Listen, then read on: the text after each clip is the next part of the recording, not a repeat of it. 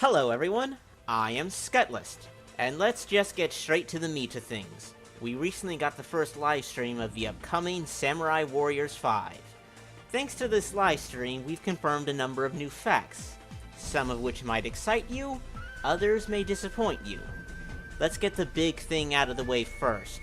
As one might have surmised from the reveal trailer and the line Nintendo gave that we would be seeing the era through Nobunaga and Mitsuhida's eyes, the game has a heavy Oda focus, to the point that the game will not extend past the Oda storyline. The story will, in a return to the first entry in this franchise, only go up to Honoji, and also do not expect to see characters that only became relevant after Nobunaga's death. Samurai Warriors 5 is receiving massive character cuts, to the tune of there being only 27 characters in the game, and that's counting newcomers. Samurai Warriors 5 is going to have a roster smaller than what Samurai Warriors 2 had. Cutting characters in a Warriors game is not something I can claim to be fond of. Dynasty Warriors 6 and Samurai Warriors 3 both tried it, and it only ended with everyone cut making their way back to the franchise. In a discussion of cutting characters versus bringing them back for a sequel, I typically argue to bring them back. Every character is someone's favorite after all. But at the same time, bringing characters back isn't always a simple copy-paste job, especially in this situation where characters are being redesigned from the ground up, in terms of visual appearance, moveset, and in some cases, weapons.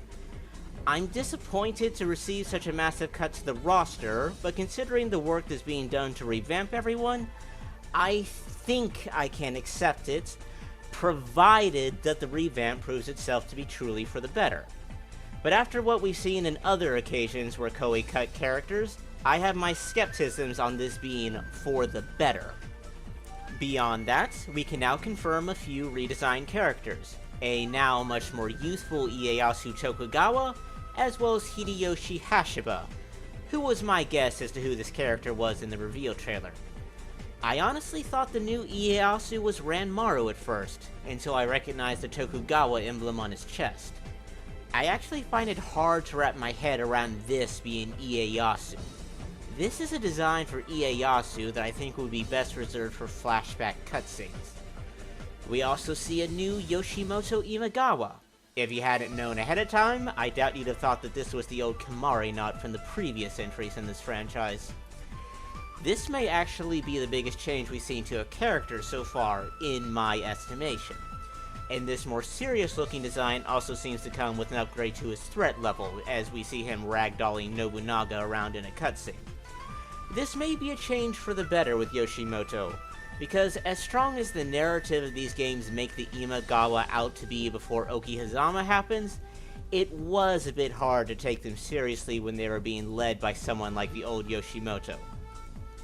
As our last showcase redesign character, behold the new design of the devil Katsui Shibata.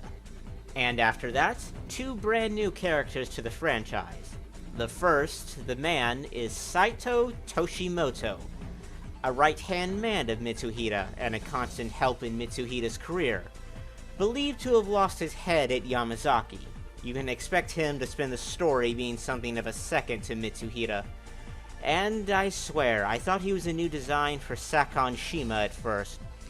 The other is a woman named Mitsuki, a daughter of Nobunaga, and I believe someone who is not from history. I looked up Nobunaga's various children, and I found no traces of a historical daughter of his named Mitsuki. This looks to be a completely Koei-produced character, not unlike Konoichi from previous Samurai Warriors titles. In fact, it's not impossible to argue that she's replacing Konoichi, as she could very well be among the characters that are cut. For all the new and returning characters we've seen so far, there has been little presentation of the proper gameplay.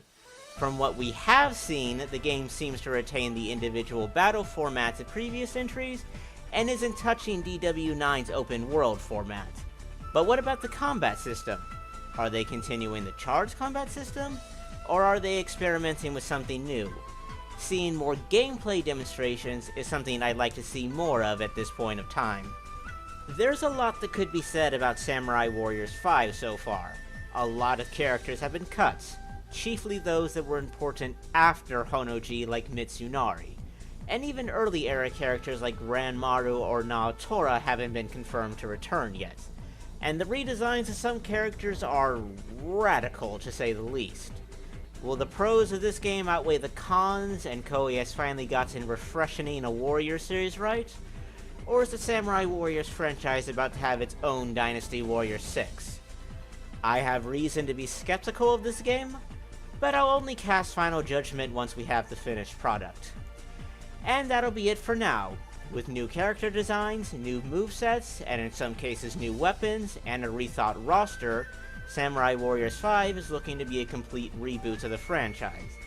They plan to do monthly live streams for this game, so more information can be gleaned from their next stream, and I plan to be paying attention. Until then, I hope you enjoyed this, and I'll see you next time.